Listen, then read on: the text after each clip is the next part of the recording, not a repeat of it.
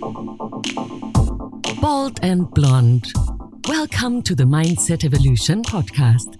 The podcast to get tools for a powerful mind you can use immediately every day. Get tips, tricks, skills, and inspiration to create what you desire and achieve a content life wherever you are. And here are your hosts, Kathy Tate and Daisy Pup. And hello, everybody, and welcome to another episode of Bald and Blonde Mindset Evolution, the podcast that gives you tools for a powerful mind. I am your host, Kathy Tate from Australia. With me, as always, is your host from America, Daisy Pup. Hi, Daisy. Hello, my dear friend. I'm so glad to see you. It is a long time, it seems to me, that I haven't seen you because I did a little traveling here and there. So I skipped a week of recording podcasts. Oh, my goodness. And I'm so glad now we're back to routine. What is up your sleeves, dear?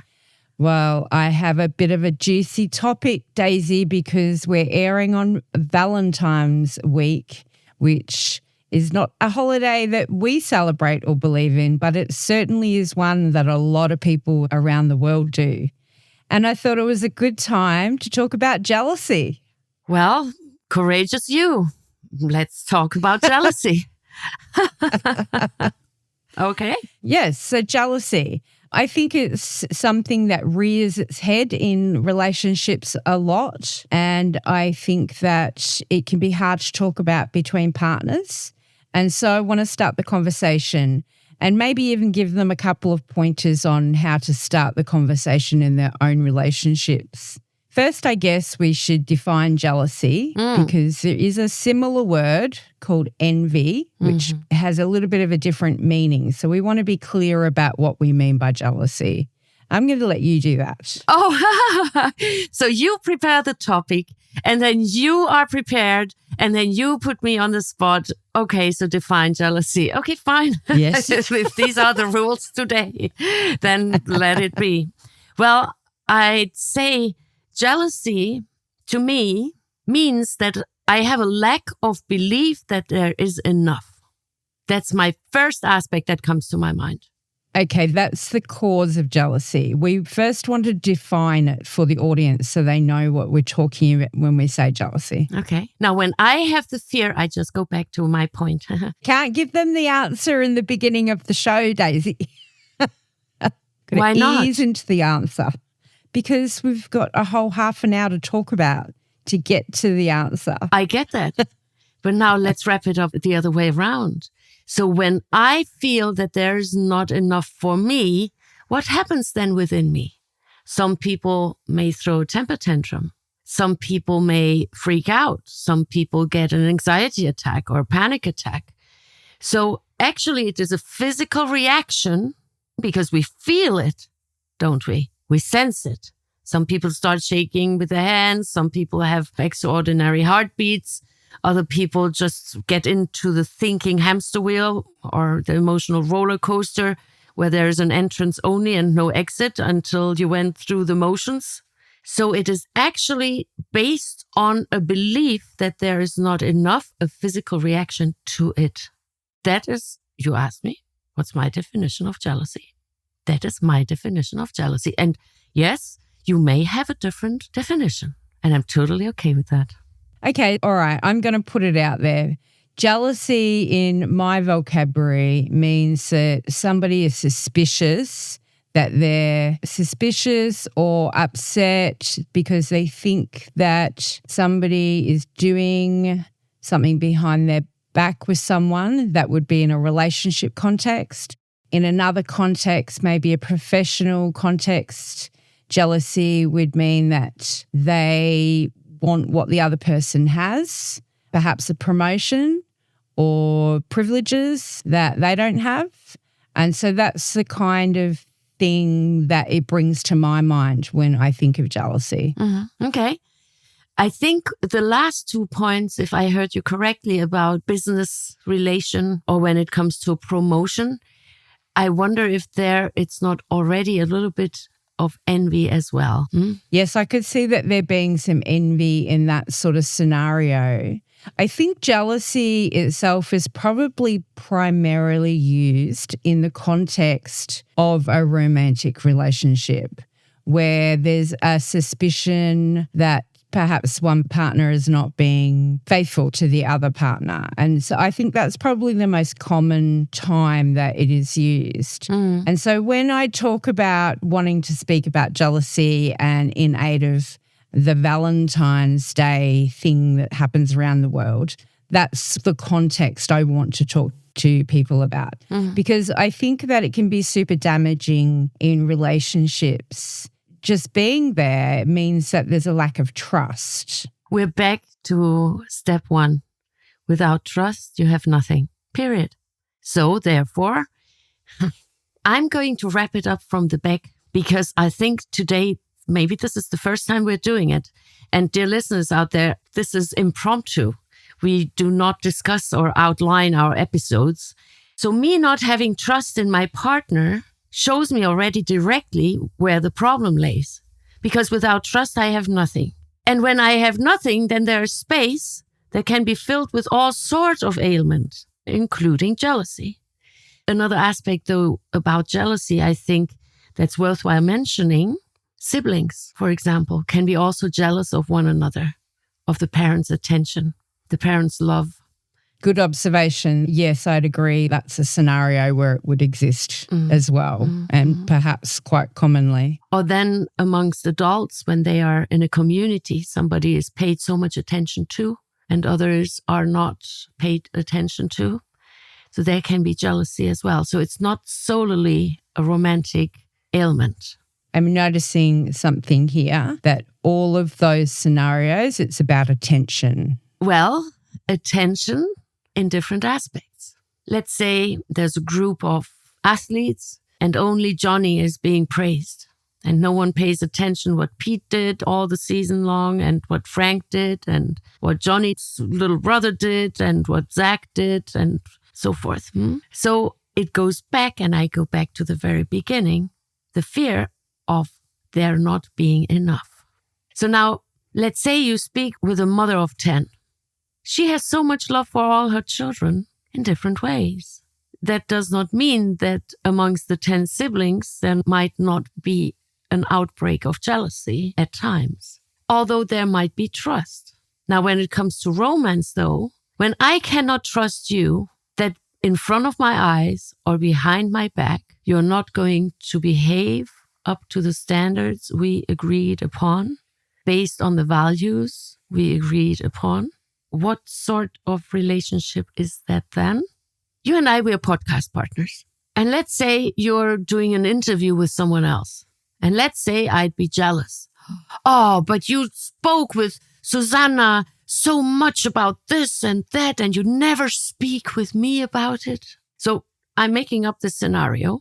Now, what does it say about me? Because here, let me go back to the human needs. Which of my needs are not being met that I'm trying to get fulfilled? So you're doing something with someone, Susanna in this case, scenario where you're doing a podcast episode with someone, but you didn't do it with me. So now instead of me saying, Kathy, I'd also like to speak with you about emotional roller coasters. And I find it so amazing that you did that with Susanna. I wonder, can we do that too? You see, that's a very different angle. I'm getting to the point.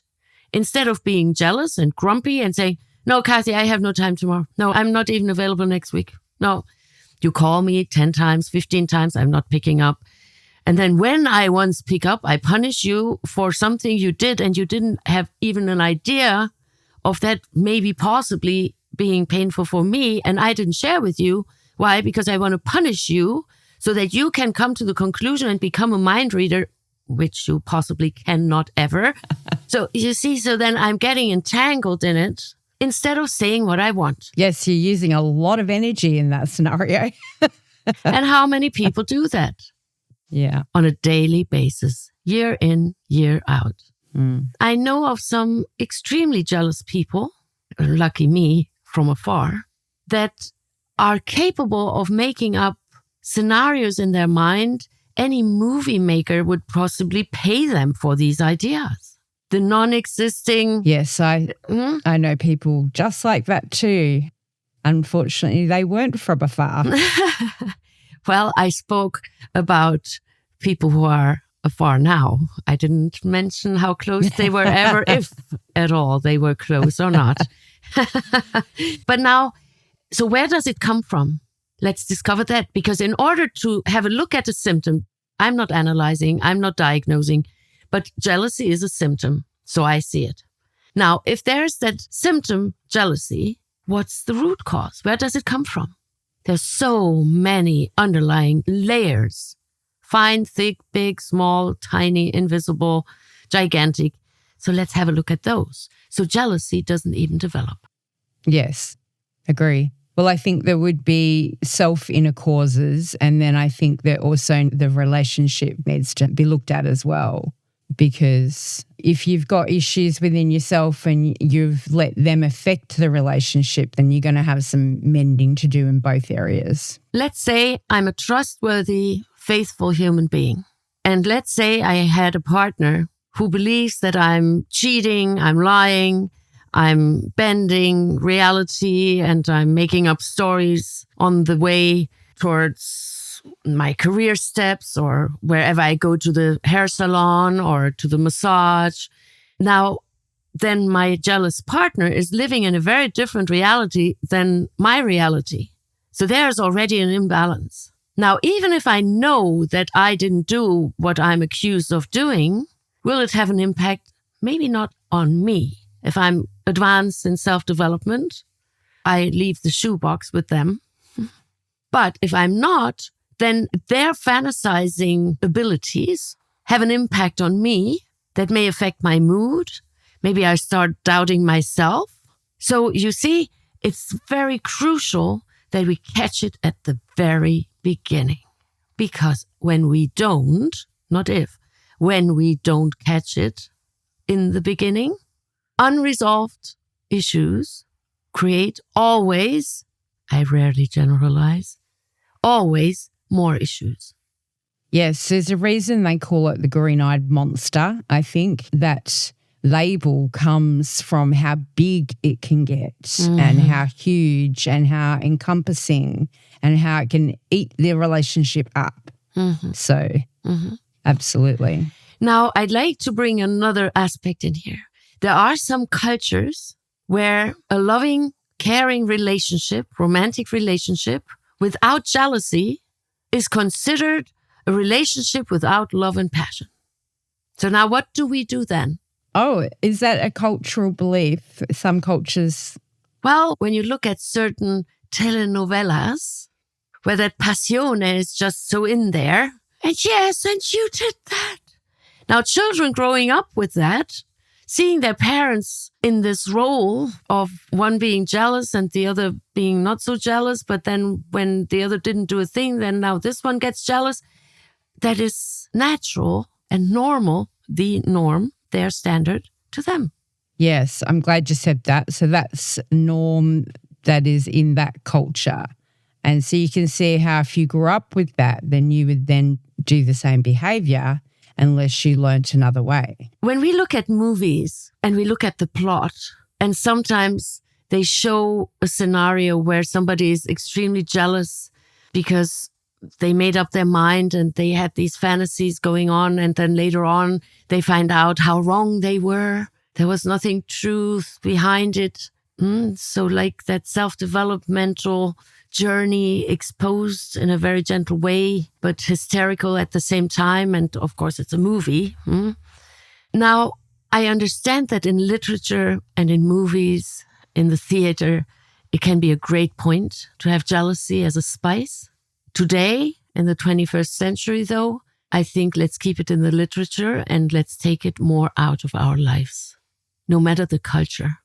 Why? This is very courageous of me to say that, because some cultures may hang on to that and hold on to that and won't let go because, oh, no, this belongs to me and this is my temper and this is my spice and this is in my blood and this is who I am. Nevertheless, then, okay, then find yourself someone who's accepting of that and not somebody who is not accepting of that so easily or not understanding the background of or the magnitude of the temper you're throwing. So now let me go back to self. Every one of us can choose their partner unless it is an organized marriage. These still happen nowadays in some cultures. Now, when I nevertheless then look at, okay, do I really want that green-eyed monster in my life? Because it's not going to go away. Not. If someone grew up with jealousy, around jealousy, practiced jealousy, and is a real pro at jealousy, it will take them away, a long way, if they at all want to make any changes or adjustments. So let's say I'd marry somebody who's jealous, forget about being able to change them. That's their job, right? So then taking my power back, then it's my choice. Choose wisely. She's thinking. Yes. Yeah, it's interesting. And you can see that once there is some jealousy, if you don't tackle it head on, it'll just run away with you, and run away with the relationship, because it is one of those explosive type emotions where things can rapidly escalate. Especially, as you said, it's often felt so deeply that there's a physical reaction. So that's really an indication of how big it is and how all-encompassing it can be. So it really does have a significant impact. Okay, so in our last few minutes, let's give our listeners some tips on how to tackle this within their relationships. Like, how would they start a conversation with their partner if they felt like their partner was being jealous and it wasn't justified because they'd done nothing wrong, which is often the case, and it's in the partner's either imaginings or because of some other insecurity that they're not confident, or they perhaps don't trust the other partner for some other reason. Or past experiences. Oh, right. Or they've got baggage that they've brought in. And that's certainly very, very common. I've experienced that personally. How would you start that conversation? What would you advise or inspire our listeners with? If I'm the one being accused, or I'm the one facing a jealous partner, I would start maybe conversing about trust. Do you trust me, Kathy? To what degree do you trust me? What do you base your trust on? Okay, let me circle back a little bit. A playful jealousy can be spice in a relationship. Yes, of course, and you looked at Susan for 5 minutes longer than you're supposed to. I mean, it can be playfully a cute shout out, hey, I'm here too. Now, also there are people who have fun making others jealous.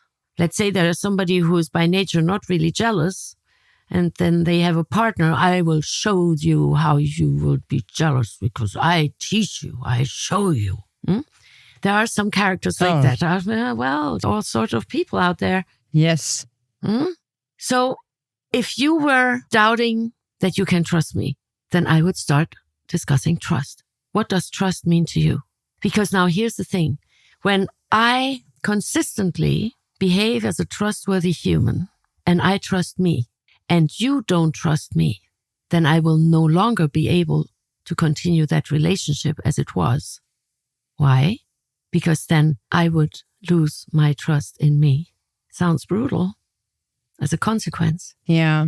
Well, it's a fundamental crack in the foundations of the relationship, I think. Yeah. The next thing I would also start pointing out, reassuring them. Look, I love you. I am committed. I'm not looking for someone else. I'm looking for making things work between us. That reassurance, some people are so greedy giving reassurance that I sometimes don't understand why. When I ask people, so why wouldn't you reassure? Oh, no, because then they will feel too secure or they feel too safe in their saddle. There are all sorts of thoughts out there, Kathy. You most likely have met a few, and then there are others, and some are extreme. Well, here's something I think. When you're in the relationship, it is quite different to being outside of it and talking or observing or advising any of these things. And I know myself that when I'm embroiled in a love affair, whether it's an affair or a relationship, or that's just a term, it can be a lot harder to see what's really going on. And it can be really tough to have these conversations. And that's why I guess I picked them as topics, because we want to encourage communication. I believe, and I think perhaps you believe too, that it is one of the foundations of getting these relationships right, is we need to be able to communicate clearly what we mean, what we want, what we will do, what we won't do, what our values are, and make sure that we are compatible with this person. Look, I've been in love and not been compatible. It sucks. But in the long run, it was damaging. It's not healthy if you can't get the compatibility and those foundations right. You know, the old saying, love is not enough on its own. It's not enough on its own. You have to have these other things, or it just becomes really toxic. And that's my 2 cents worth. Well, I think it's very valuable what you're bringing in. I can see that many people relate to that, or can relate to that. It really comes down to who I am how I behave, and I behave based on my values. And the clearer I am about my values, what I value and what my values are, and I stick to them, then I will choose a partner based on my values. Now, that doesn't mean we need to have the same values. They can complement one another. Because you like ice hockey, I don't need to like ice hockey. I may like popsicles instead while you're watching ice hockey, or you're gone for an ice hockey match, or you participate in one. And I may be at the ice cream store, or maybe I'm doing something else, horseback riding, water skiing, golfing, parasailing. There's so many things I could do in the meantime. But when I cannot agree upon with you that, okay, I'm seeking a lasting, monogamous, exclusive relationship. I'm not saying everyone is seeking that. I'm speaking of me, my point of view, my perspective. When I cannot communicate that with you, and or I communicate it with you and you disagree, or you show me signs that is not what you're seeking, then I don't even get into that, what you call a love affair, that then leads into the lasting relationship. So therefore, I must know first what I want. How can I know what I want? I cannot know what I want based on seeing my neighbors having it and wanting it, because maybe I don't want it once I'd had it. I see people who have dogs and I really enjoy seeing them having dogs. That doesn't mean I want a dog. I would be afraid of praising anything I like wherever I look, when then I would have it the next day. Oh no, I don't want it, but I can still like it. So when I become clear what I want, then my chances increase getting it, because when I'm aware of what I want, I will start being able to vocabulary vocalize what I'm trying to say. I don't need to think about it. Oh, I'm seeking for the word. What is it that you want, Daisy? I don't know really. Let me think about it. I never put it in words before. Puts me in trouble. Not necessarily for sure, but it can, more likely, than when I know what I want and I'm free speaking about it. Well, I think it's also a bit of a disservice to yourself if you don't do these things for your own self. We should all figure out what it is we want. Now, I didn't do that till later in my life. I just winged it till then. But when I did start becoming a personal developer, it was one of the very first things they got me to do, was to articulate on paper what it is I wanted. And usually you start with what you don't want. Yes. And that helps you figure out what you do want. So that's a good exercise to do. Yes. Don't we have that as a PDF, as a download? We have created that 2 years ago when we started the podcast. There is definitely a work paper on what I want or something like that. So we'll dig that out, dust it off, and we'll put it up in our shop as a free download alongside, I think we have values and characteristics. That's on download, yes. So we'll put this one up there as well. So if you'd like to go and do the exercise, you can go and grab that, guys, and use that to help you. But it's a good starting place. And I think that is one of the fundamentals that we need to really look at within ourselves, even before we start looking at the relationship. Now, I think it is important to add some little aspect here. I'd like to add that aspect because I think it's important. Maybe you don't, dear listeners, but I think it's important. Being in a loving, committed, exclusive relationship doesn't make you the owner of your partner. The need to own them, the need to control them, again, shows me a lack of trust. And insecurity. Related to it, yes. Throwing that out there. Yes. So now, I remember my mom, she said it beautifully, so I think, when she said, love is free, you let it go, and it comes back tenfold. What she meant by that, because I asked her, because I was a curious child, meaning that when you let them go, do their thing, they will be so filled with joy. They want to share that with you and they bring it home to you. That is actually very beautiful. How often would you have done something differently if you would have not had that jealous partner at that time? Let's say your partner would have let you go freely and you would have gone for that boot camp with your girlfriends, or you would have gone for the dance classes or the wine tasting or the cinema week in Cannes or whatever it would have been, the film festival there. If he would have let you gone freely, imagine how happily you would have come back and how valued you would have felt that he trusts you. And now you come back and you'd be so grateful for him that love can increase, can grow, can expand. On the other hand, he doesn't let you go. You start being resentful. Well, I can't go because Peter is really upset with it. You're not going. Your girlfriends go. They come back, tell you all the beautiful experiences that they had. You're even more resentful towards Peter.